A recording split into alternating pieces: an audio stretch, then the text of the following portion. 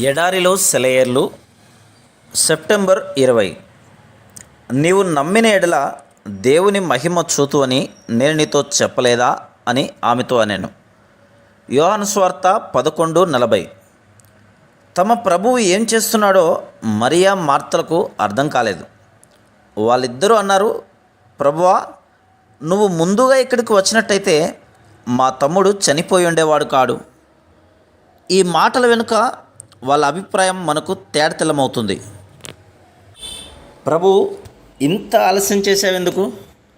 నువ్వు ప్రేమించిన వాళ్ళను మృత్యువు కబలిస్తుంటే నిర్లక్ష్యంగా ఎలా ఉండగలిగావు? నువ్వు మాతో ఉన్నట్టయితే మేము సుఖంగా ఉండేవాళ్ళం.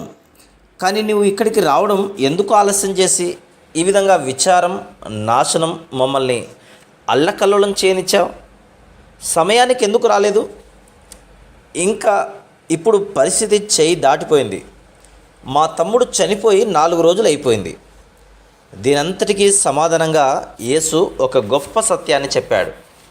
నీకు అర్థం కాకపోవచ్చు, కానీ నువ్వు గనక నమ్మితే నీ కల్లారా దాన్ని చూస్తావు.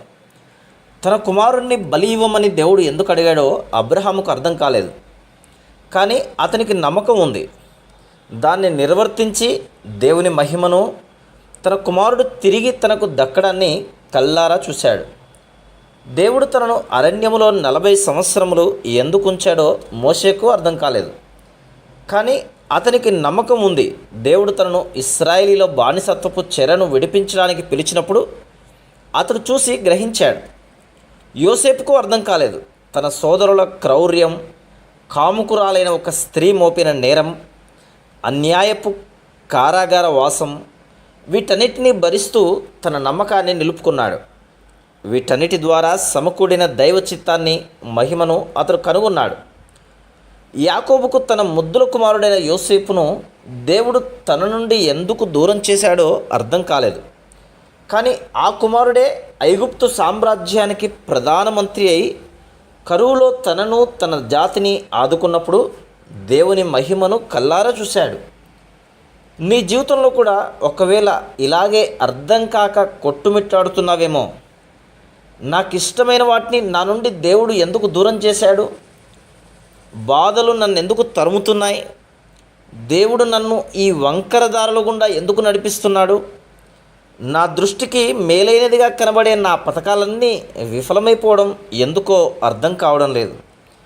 నాకు అత్యవసరమైన ఆశీర్వాదాలు దయచేయడానికి దేవుడు ఇంత ఆలస్యం చేస్తున్నాడేంటి అనుకుంటున్నావేమో.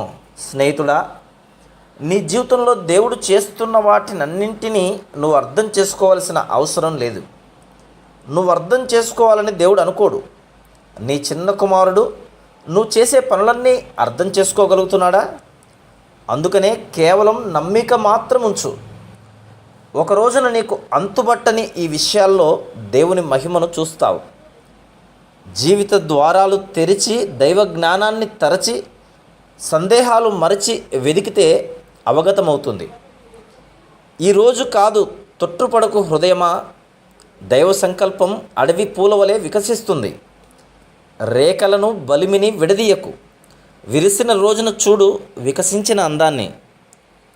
ఓపికతో శ్రమ పడితే చేరగలం గమ్యం. అలసిన పాదాలకు విశ్రాంతి దొరికేను. దైవ జ్ఞానపు తీరు అవగతమయ్యేను. సమస్తము తెలిసినవాడు ఆ దేవుడేను. Praise the lord.